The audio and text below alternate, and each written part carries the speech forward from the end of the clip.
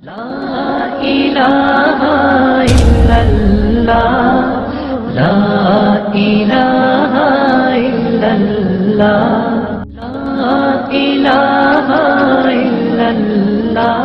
মেহমান হযরতুল আল্লামা হাসান জামিল সাহেব, আল্লামা হাসান জামিল সাহেব হযরতকে তার মূল্যবান বয়ান পেশ করার জন্য সবিনয় অনুরোধ জানাচ্ছি।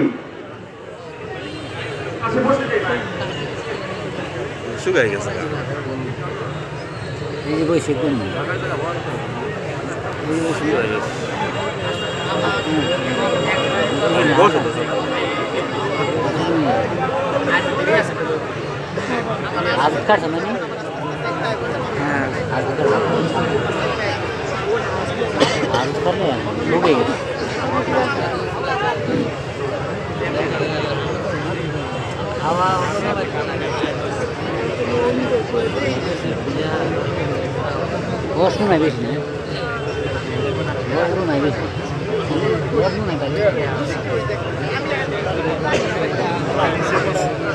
السلام عليكم ورحمة الله وبركاته.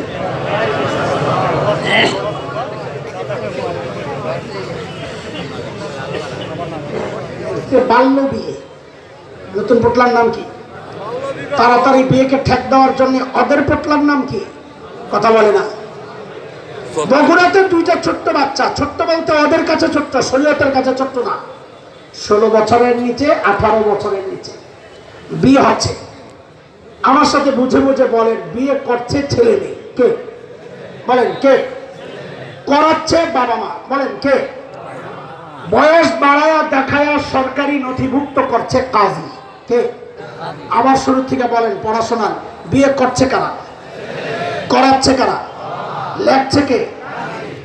সব ঠিক। এখানে হুজুরের কোন ব্যাপার আমার মনে যদি কেউ কুঠারাঘাত করতে চায়, ওদেরকে শোনা দিতে চাই, 71 দেশ মুক্ত করার জন্য একবার মুক্তিযুদ্ধ হয়েছে। কোরআনী শিক্ষা ঈমান রক্ষার জন্য যদি আরেকটি যুদ্ধের প্রয়োজন হয়, আবার যুদ্ধ হবে, আবার যুদ্ধ হবে।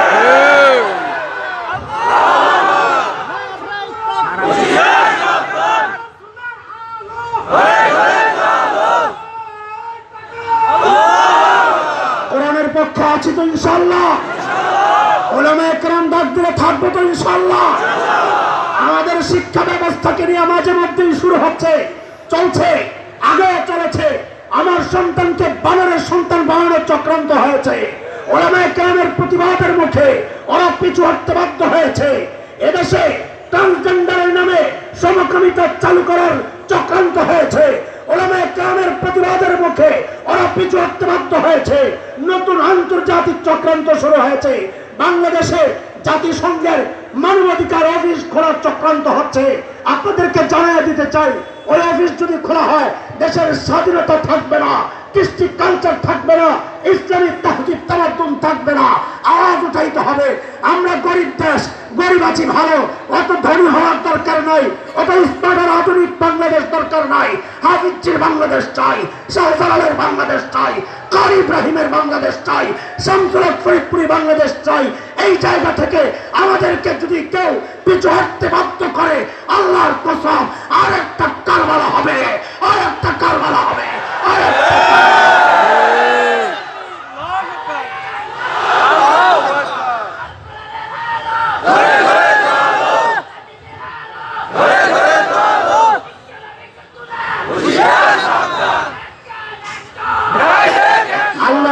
কবুল করেন।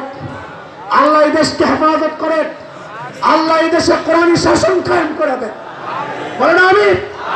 পরিবেশ আসছে, সম্ভাবনা আসছে, এখন শুধু কোরআনের পক্ষের লোকদের এক হওয়া দরকার, এক হওয়া দরকার।